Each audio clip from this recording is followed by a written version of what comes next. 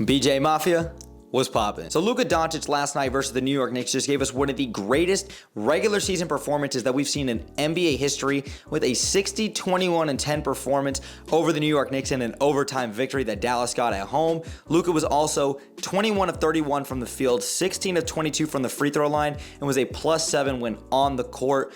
Luka Doncic, this is something that we are accustomed to seeing from him. He is a bona fide superstar, and he's one of the best young players in the game, if not the best young player in the game at 23 years of age. And you would only expect that Luka Doncic is only going to continue to ascend, not just this season, but for the remainder of his career. But this is a video that I've been wanting to talk about and address for an extremely long time, and I feel like this is the perfect opportunity, especially after Luka's performance.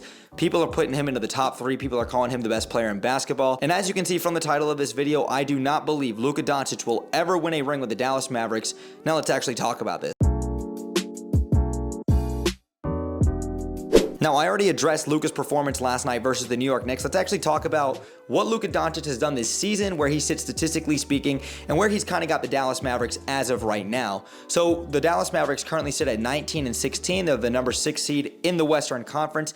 And in 32 games this season, Luka is averaging 33, 8, and 8, and he's shooting 50% from the field, 35% from 3, and he's got a player efficiency rating of a 31.5, which as of right now would rank number 2 in the NBA and tied for 13th all-time if the season ended today. And then kind of sticking with specifically Luka Doncic as an individual, a big reason why I do not believe he will ever win a championship in Dallas is because since his time coming into the NBA, even till now, Luka Doncic has had one of the highest usage rates in NBA history. And where has that gotten the Dallas Mavericks? It's gotten them nowhere. They did get to the conference finals in the 2022 NBA playoffs, and I give them a lot of credit for that. Jason Kidd has really turned this franchise around after the Rick Carlisle experiment really didn't work with Luka moving forward, and it was time to move in a different direction. But this has not equated to winning success and sustainable winning basketball, I believe, in my eyes, moving forward for Luka Doncic and the Dallas Mavericks. And Luka has a 37.9 usage rate, which would rank number 1 in the NBA next to Giannis Antetokounmpo, who is the best player in basketball. And Luka Doncic, over his entirety of his career, has a usage rate of 35.3%, which would rank number 1 in NBA history. Number 1 in NBA history, and this cat has not even been in the league for 5 seasons. Luka Doncic, while as phenomenal of a player as he is, all of that usage rate and all of that ball dominance has gotten them nowhere but just saying, hey, we're consistently a playoff team. We're not really going to make absolutely deep playoff runs, and I guess that remains to be seen considering the fact that they did just get to the 2022 Western Conference Finals before losing to the Golden State Warriors.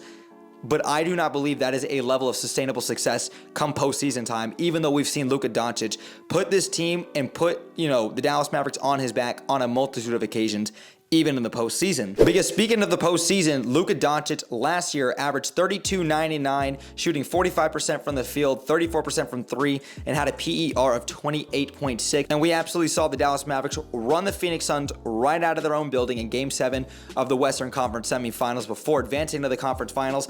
We know just how special of a talent Luka Doncic is in that regards, in that aspect, but let's actually talk about the second topic, the team and the depth overall. Now, anybody in the NBA community, you probably don't need me to tell you this, but there's always been a narrative out there, get Luka help. Luka Doncic has no help. He needs another star around him, and the Dallas Mavericks have consistently tried to put good star players around Luka Doncic, and it just hasn't worked out. We look at the Dallas Mavericks a couple of seasons ago acquiring Kristaps Porzingis in what was one of the biggest trades in the NBA.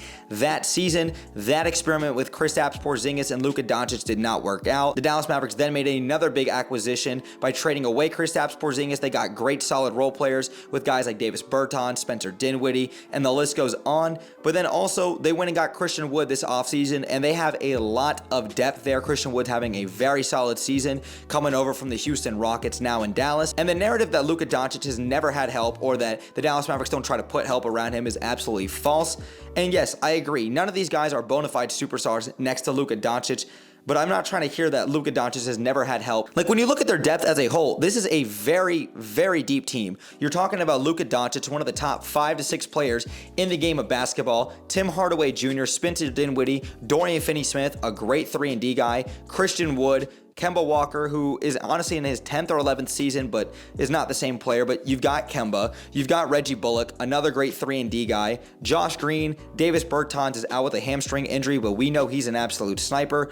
Dwight Powell, Frank Ntilikina can come in and play some solid defense. Maxi Kleber's another great shooter. JaVale McGee, like, this team is extremely deep. And if you have a bona fide guy and you say that guy can go and win us a championship, then he should be elevating the guys around him. And while he does, it's not to the sustainable success, in my eyes, that's going to end up leading the Dallas Mavericks and Luka Doncic to ever win a championship. Because let's keep talking about the team as a whole, because I went over their depth. Let's actually talk about where the Dallas Mavericks sit, statistically speaking, as a team overall. They are number 19 in points per game, number 18 in field goal percentage, 14 in three-point percentage. They're number 8 in offensive efficiency. Flipping over to the defensive side of the ball, the Dallas Mavericks are number 5 in opponent points per game, so they're doing a great job there. They're number 12 in opponent three-point percentage, so doing a pretty good job taking care of the three-point line, and also they're number 13 in defensive efficiency. We know that Luka can go out there and give us 50, 10, and 10 on any given night, and he can make the Dallas Mavericks competitive. But at the end of the day, Luka is so extremely ball dominant that other guys on the perimeter and guys in the paint like Dwight Powell and JaVale McGee and Christian Wood are so reliant upon Luka Doncic to facilitate towards them. And while Luka can facilitate, these guys are doing nothing offensively. Everything is high screen pick and roll at the top of the key. And it's having Luka say, hey, go out there and make something happen. But what do you expect guys like Tim Hardaway Jr., Spencer Dinwiddie, Dorian Finney-Smith, Reggie Bullock, the entire team just sits on the three-point line and waits for Luka to feed them the ball? That is not team-oriented basketball, and I'm sorry. Team-oriented basketball consistently wins championships, or at least makes championship caliber runs. We've seen this far too often. Just because you have the one guy that you know can make a deep playoff run or can, put the team on his back, that's not going to equate to winning successful basketball in the long term, and especially winning a championship. The Boston Celtics last year had a defensive identity. They have 2 bona fide superstars, and they're consistently a great team come postseason time. The Golden State Warriors play team-oriented basketball. That has always been my biggest issue with Luka Doncic, is while we know he can facilitate, we know his assists are always consistently in the top 5 in the NBA, that is not equating to winning successful basketball come postseason time, and I don't expect it to. Even if the Dallas Mavericks went out there and acquired another all-star caliber player to put around Luka Doncic, I still do not believe that is going to ultimately be the reason why the Dallas Mavericks will go and win a championship, because they won't. I don't see that happening with Luka Doncic. And like I said, it's premature. I'm going out on an absolute hot take, but I truly believe that because Luka's playing style is so predicated on him being a ball dominant, high usage player, and everybody else around him sticks and just waits for Luka to go out there and do something. Luka does not play off the ball. Even when Spencer Dinwiddie or Tim Hardaway Jr. have the ball, Luka consistently has the ball in his hand. And unless he has Anthony Davis, Giannis Antetokounmpo, or Nikola Jokic, or maybe Joel Embiid, he's not winning a championship. It's just not happening.